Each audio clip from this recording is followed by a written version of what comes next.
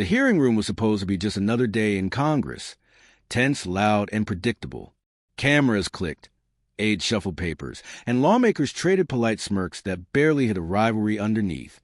But then, in one breath, Jasmine Crockett changed the tone of the entire building. She didn't raise her voice. She didn't flinch. She just leaned forward, eyes steady, words measured, and delivered a line so sharp it sliced through the noise like glass breaking in a cathedral. For a heartbeat, nothing moved. The air thickened. 1,000 people watching online felt the same electric jolt at once. The kind you feel when you realize you're witnessing something that will be replayed for years. Nancy Mace blinked, half smiling as if to pretend she hadn't just been knocked off balance. Her usual confidence faltered. Behind her, a few staffers tried not to react, staring straight ahead as though silence might erase what had just happened. But it was too late. The clip was already spreading. Twitter caught fire first, then TikTok, then cable news. Within minutes, hashtags trended, reaction videos flooded timelines, and a moment born in a sterile congressional hearing turned into a cultural earthquake. What stunned everyone wasn't just the words. It was the precision. Crockett hadn't humiliated anyone. She'd exposed something deeper. It wasn't anger that made her powerful. It was control. She looked at Mace the way a teacher looks at a student who's just realized they underestimated the assignment. Viewers paused the clip, rewound it, replayed it. Each time, they noticed something new.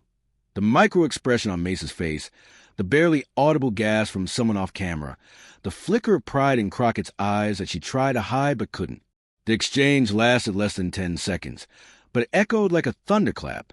Commentators would later call it the moment Jasmine Crockett became a household name. But in that instant, there were no labels, just truth, composure, and a kind of poetic justice playing out in real time. The hearing resumed, but the mood had shifted. Everyone knew it. Something irreversible had just happened. But no one, not even Mace herself, saw what was coming next. To understand why that single moment hit, like lightning, you have to rewind the tape. The hearing that day was never meant to be fireworks, just another round of partisan sparring over a bill few Americans were watching closely. But inside that room, the temperature had been rising for hours. Nancy Mace had been circling her target from the start. Her tone carried that mix of charm and condescension she perfected over time, the kind that sounds polite on paper but lands like a slap when you're sitting across the table. She interrupted, smirked, tossed in sarcastic asides dressed up as clarifications. It was the kind of performance made for cameras. Every few minutes, she glanced toward the press section, as if reminding everyone she knew how to own a headline. Her words weren't about policy. They were about dominance, political theater disguised as oversight. Jasmine Crockett sat there listening, hands folded, gaze fixed, not passive, not detached, just patient, the kind of patience that unnerves the person who thinks they're winning. She'd been underestimated before. She'd heard that tone before, the one that says, "You don't belong here, but I'll let you speak anyway." Mace kept pushing. A side comment about decorum, a snide jab at inexperience. The crowd of aides and staffers exchanged nervous looks. Cameras picked up every twitch, every sigh, every carefully measured word. You could feel the imbalance in the air, a woman performing confidence versus a woman embodying it. Outside that room, the country was already split into 1,000 echo chambers. Inside, it came down to 2 women and a microphone. It wasn't just about politics anymore. It was about posture, about tone, about who gets to command respect when all eyes are watching. As Mace continued, she leaned in with the kind of self-assurance that comes from thinking the other side won't dare strike back. Every sentence dripped with a subtle suggestion that she held the higher ground. That experience and visibility made her untouchable. But the audience could feel it building, that quiet storm brewing behind Crockett's calm expression. Every second of silence was a decision. Every nod was strategy. She didn't need to raise her voice because the louder Mace became, the more obvious her insecurity looked. And then came the pivot, the slight tightening of Crockett's jaw, the barely perceptible shift in her eyes. It was like watching a chess player finally move a piece she'd planned 6 moves ago. The balance of power in the room began to tilt, slowly, invisibly, but unmistakably. By now, everyone could sense it. Something was coming. The aide stopped typing. The camera seemed to lean closer. Even Mace, mid-sentence, looked as if she could feel the air turning heavy, though she didn't understand why.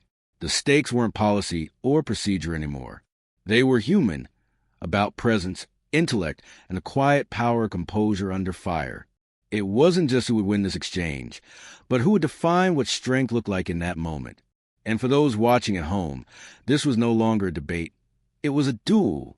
But as the cameras rolled and the microphone stayed hot, Jasmine Crockett's silence was never weakness. It was precision waiting to strike.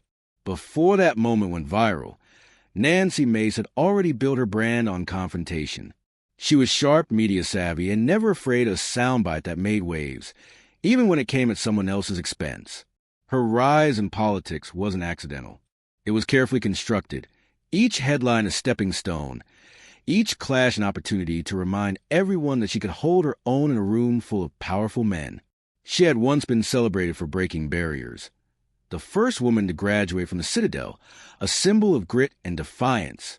But somewhere along the way, the line between courage and calculation began to blur.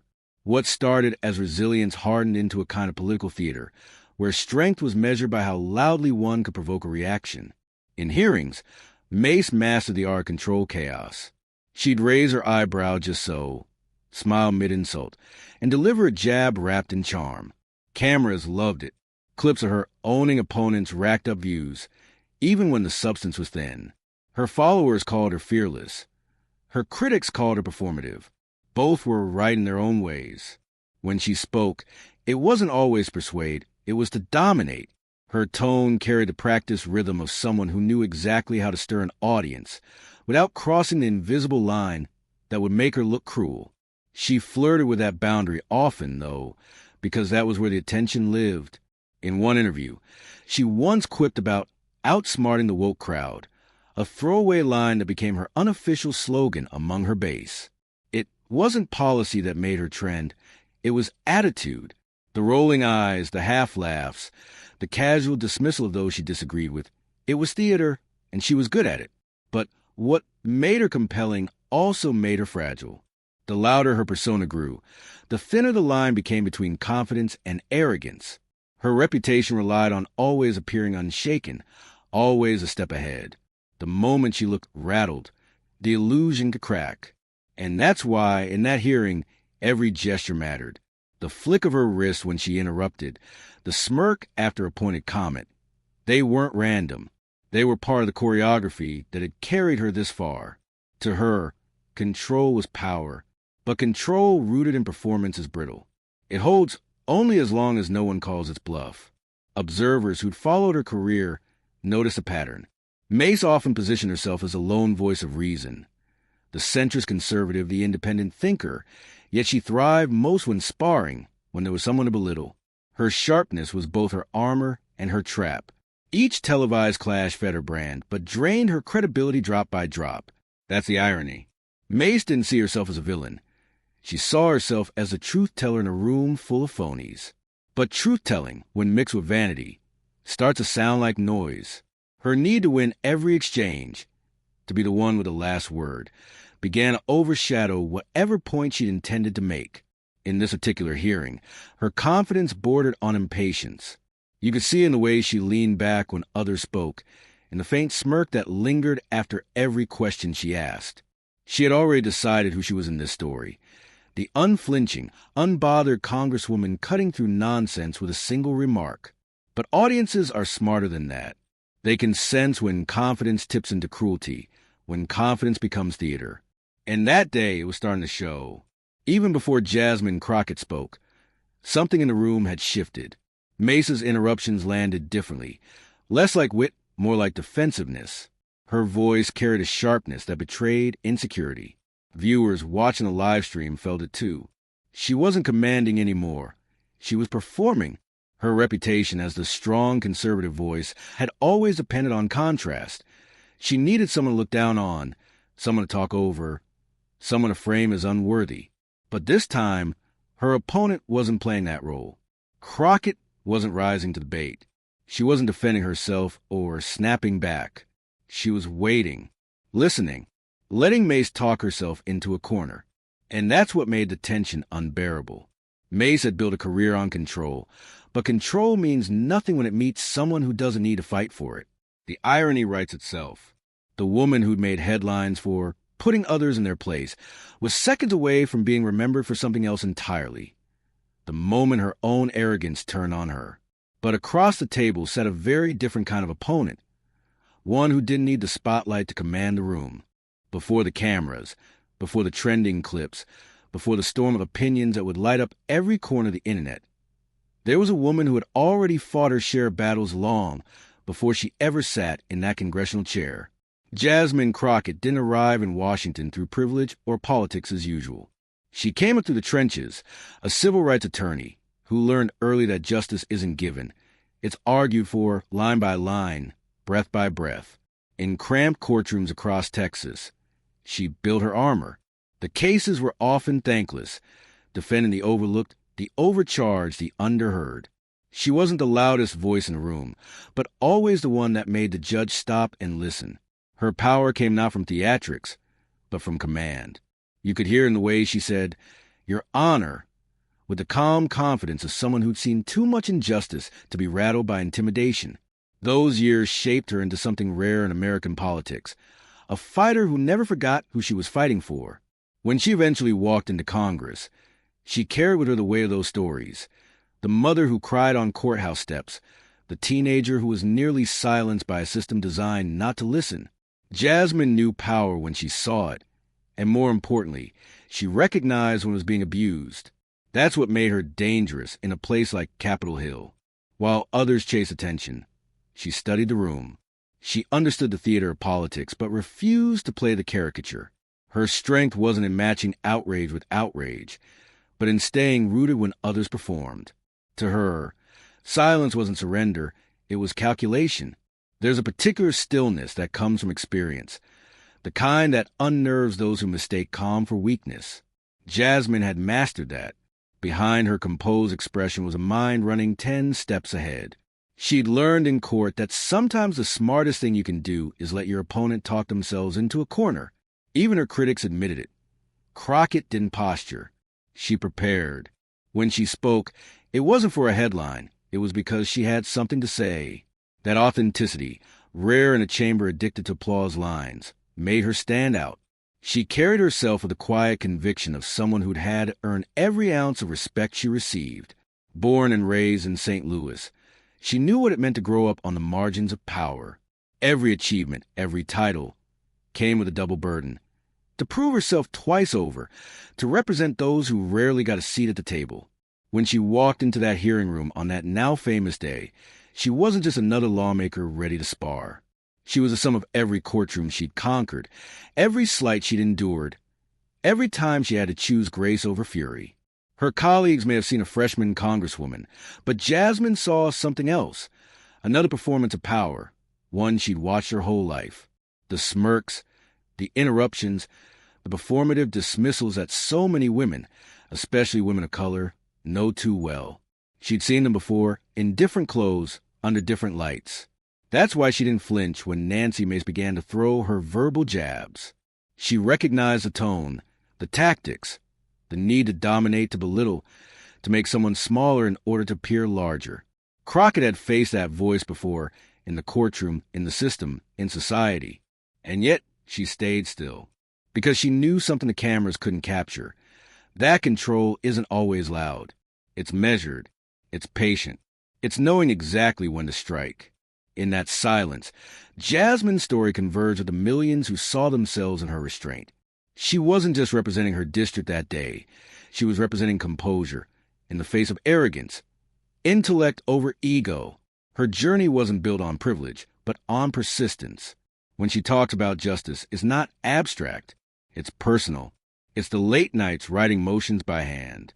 It's the exhaustion of fighting for clients who can't afford to lose. It's the unspoken understanding that progress doesn't come from shouting louder. It comes from standing taller. She didn't rise by shouting over others. She rose by outthinking them. That was always her way. And that day in Congress, As Nancy Mace's smirk widened and the air thickened with tension, Jasmine didn't just see an opponent. She saw an opportunity. The kind she'd been preparing for her whole life. A chance to show that real power doesn't need to perform. And when Nancy Mace made it personal, Crockett didn't just respond. She made history in one sentence. The hearing room was never meant to feel like a battlefield, but by now, the air had changed. You could hear in the shifting of papers, the soft clicks of pens that had stopped writing, the uneasy coughs from aides pretending not to listen too closely. The temperature seemed to rise with every word. Nancy Mace leaned forward, elbows on the desk, eyes sharp, voice clipped just enough to carry an edge. What began as procedural had turned personal. She wasn't asking questions anymore. She was performing. Her tone dripped with condescension, each phrase wrapped in the kind of politeness that barely hides disdain. "Let's stay focused," she said, her lips tightening into something between a smirk and a sneer. "Some of us actually came here to do our jobs." A few heads turned toward Jasmine Crockett. She didn't move. Her expression didn't break. Only her eyes shifted, calm, deliberate, the kind of gaze that tells you she's not ignoring the jab. She's choosing not to waste it yet. Across the dais, the cameras whirred softly. Every lens knew where to point. You could almost feel the producers in newsrooms across America leaning in, ready for something to spark. Mace kept going. Her rhythm quickened. Her words came in sharp bursts, each one landing like a stone tossed across still water. "You know, Congresswoman," she said, voice rising half an octave, "some of us take this process seriously. Maybe you should try it sometime." A flicker, barely visible. Jasmine's fingers straightened the stack of papers before her. Perfectly aligned, perfectly calm. Someone coughed again, too loud this time. The chair tried to bring the room back under control, but it was already slipping away. The tension was no longer political. It was personal, electric, waiting for release. May smiled again, the kind of smile meant for the cameras, not the person across the table. "I guess some people think making noise is the same as making progress." That one landed harder. For a split second, the silence was heavy enough to touch. Jasmine looked up, slowly, intentionally, and locked eyes with her. No words yet, just presence. The kind that stops a room. Because this wasn't just another exchange between colleagues. This was centuries of tone and posture, and power condensed into one moment. Every woman who'd ever been talked over in a meeting could feel what was coming. Every viewer who knew what it's like to stay quiet, not because you're weak, but because you're measuring your shot, they could sense it too. Mace didn't. She leaned back, satisfied, certain she'd won the moment. Her voice turned almost casual now, mocking in its calm.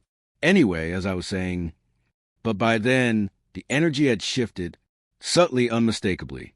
Jasmine's silence wasn't passive anymore. It was magnetic. You could see aides glance up from their notes. A reporter's pen froze mid-sentence. Even the air conditioning hum seemed to fade. This was the kind of stillness that happens before something unforgettable. She took one calm breath. And then, with one calm breath, Jasmine Crockett turned the entire energy of the room on its head. It happened in less than 10 seconds, but it felt like the entire room slowed to half speed. Every camera, every eye, every microphone pointed toward Jasmine Crockett, the quiet center of the storm. She didn't raise her voice. She didn't rush. She waited until even the rustle of papers stopped, until Nancy Mace leaned just far enough back in her chair, a signal. She thought the exchange was over. And then, in that poised, razor-sharp calm of someone who has already done the math, Jasmine Crockett said it. "Maybe if your foundation wasn't built on hypocrisy, you wouldn't need to act so offended every time someone holds up a mirror." Silence. For 1 second, no one breathed. For 2, no one moved. By the third, the realization hit. She just flipped the entire dynamic of the hearing on its head. Nancy Mace froze. The practiced smirk faltered. It was the smallest crack, but the cameras caught it. The eyes, the half-swallowed expression. The quick swallow of someone who realized they had walked straight into the punchline of their own performance. The staffers shifted. A muffled "wow" escaped from someone in the back. On social media, The clip was already being screen recorded by the first few people fast enough to sense history in motion.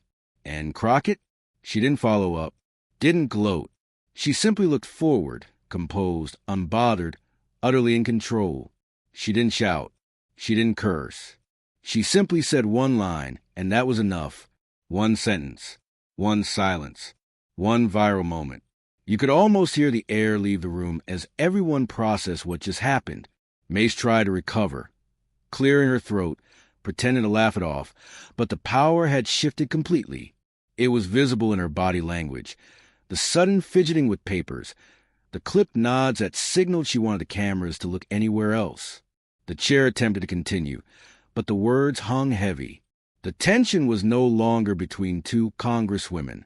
It was between what had just been said and what it represented. Because this wasn't just a comeback, it was reclamation.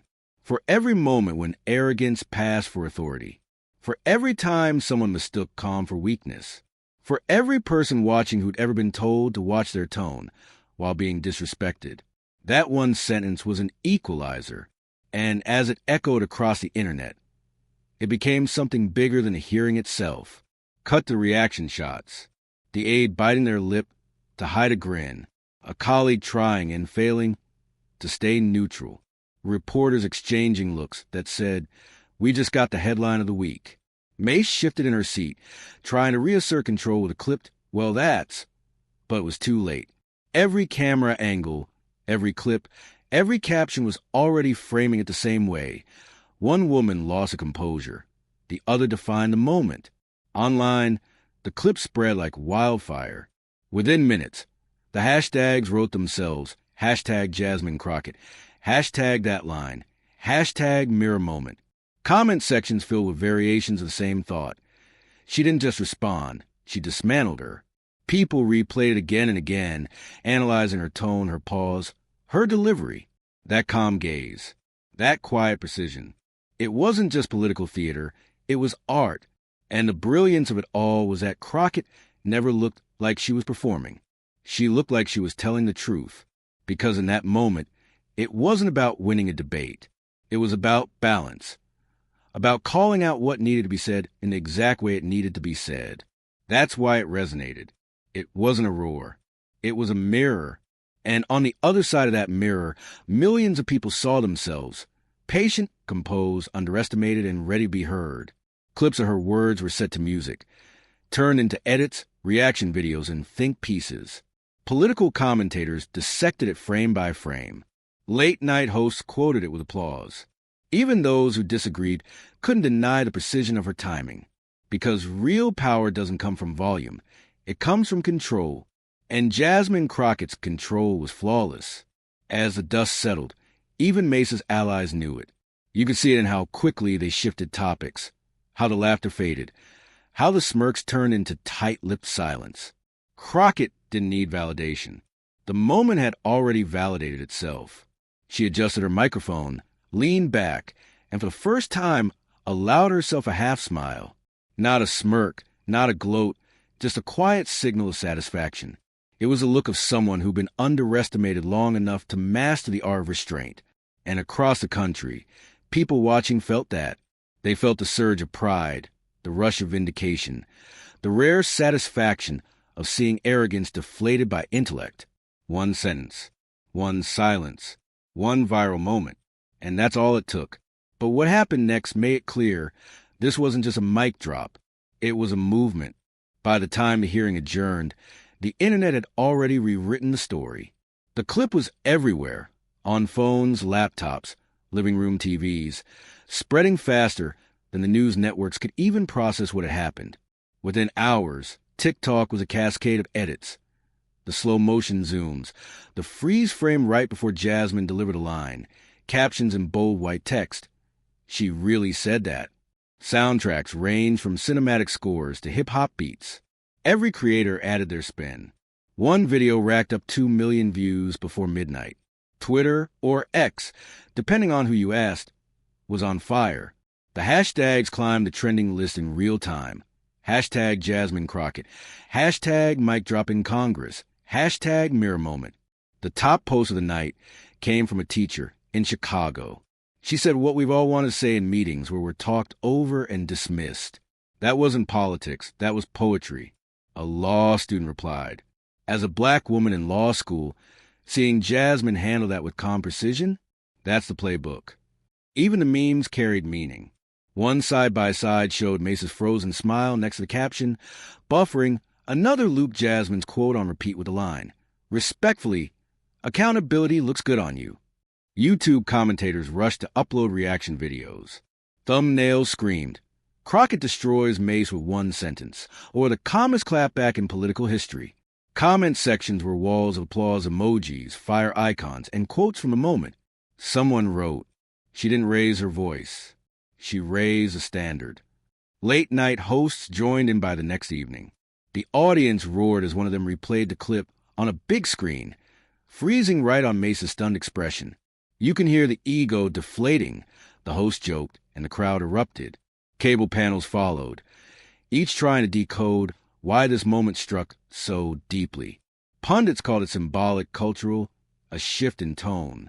One analyst said, "We've seen fiery exchanges before, but rarely do we see one so composed, so surgically precise." By the weekend, even morning shows had picked it up. A journalist smiled as she introduced the segment. This next clip has taken over social media, a rare moment in Congress where dignity outshined drama. Cut to B-roll of Jasmine walking through the Capitol halls. Calm as ever, the viral storm swirling around her. For many watching, it wasn't just entertainment. It was affirmation. Parents sent the clip to their daughters. Professors played it in classrooms. Commenters wrote about feeling seen. On Instagram, one post read, "She didn't argue to win. She spoke to remind us what composure looks like." Another, "Every woman who's ever had to bite her tongue at work felt that line in her bones." It wasn't only gender or politics. It was a universality of restraint beating arrogance. It was the moment dignity became the headline. And it didn't stop there. Influencers, activists, even musicians joined the wave. A rapper posted a remix using her quote as the hook. A comedian stitched a clip with, "This is how you read someone without saying a word too many." By Sunday night, the video had crossed 50 million views across platforms. Journalists started calling it the Crockett effect. Editorials praised her poise. Think pieces debated whether this was the beginning of a new kind of political communication, one that traded shouting for precision, chaos for clarity. Everywhere you looked, one theme echoed: control is power. It was more than a viral moment. It was a mirror moment, reflecting the frustration and quiet strength of millions who were tired of watching bluster win the room. Even those who didn't agree with her politics had to admit it. The delivery was masterful. "If you can't respect the message," one conservative columnist wrote, "you have to respect the technique." Jasmine Crockett hadn't planned to go viral. She'd simply refused to shrink. And that refusal resonated far beyond the walls of Congress. But underneath the laughter and praise, something deeper was happening, a national reflection on how we define strength. When the noise settled and the memes began to fade, what lingered wasn't the spectacle. It was the silence that followed her words. The pause, the stillness, the reminder that composure, not chaos, is what real power looks like. In a world that rewards whoever talks the loudest, Jasmine Crockett showed that sometimes the strongest voice is the one that doesn't need a shout. Her line didn't go viral because it was mean or cruel. It went viral because it was measured, because it spoke to something people rarely see in politics anymore: dignity under fire. That's why the clip kept playing long after the headlines moved on. It wasn't just about her versus Nancy Mace. It was about everyone who's ever sat across from arrogance and chosen calm instead of rage. It was about people who know that restraint isn't weakness. It's control. Crockett's moment transcended the partisan noise. It wasn't red or blue. It was human. Watching her, you could feel something that politics often forgets: the quiet courage it takes to stay composed when you're being tested in front of the world. For immigrants, for women, for anyone who's ever been underestimated, this wasn't just a congressional clip. It was proof. Proof that grace can cut sharper than mockery. Proof that intelligence, when delivered with patience, can humble even the most performative power. She didn't rise by being the loudest in the room. She rose by understanding the room, by knowing when to wait, when to speak, and when to let silence make its point. That's what leadership looks like. Not the desperate need to dominate, but the discipline to hold your ground. Her words became more than a comeback. They became a mirror, reflecting what so many people crave to see in their leaders. Self-respect, integrity, thought before reaction. And maybe that's why millions connected to her in that moment. Because beneath all the politics, the sound bites, the tribal noise, we're all still drawn to the same truth. That character matters. Crockett reminded America that composure isn't passive. It's powerful. That being calm isn't surrender. It's strategy. That silence, when chosen deliberately, can echo louder than any shout. She didn't win because she was louder. She won because she knew silence can speak louder than shouting. And as the country replayed her words, dissected the clip, turned it into a cultural moment, something larger unfolded, a collective sigh of recognition, a reminder that decency doesn't have to be outdated, that humility doesn't have to be weakness, that intelligence still matters, even in the noisiest room in Washington. Because sometimes the most radical act isn't to fight fire with fire. It's to stay steady while the world burns around you. And in that steadiness, force everyone to see the difference. As the noise fades, one thing remains, the echo of dignity.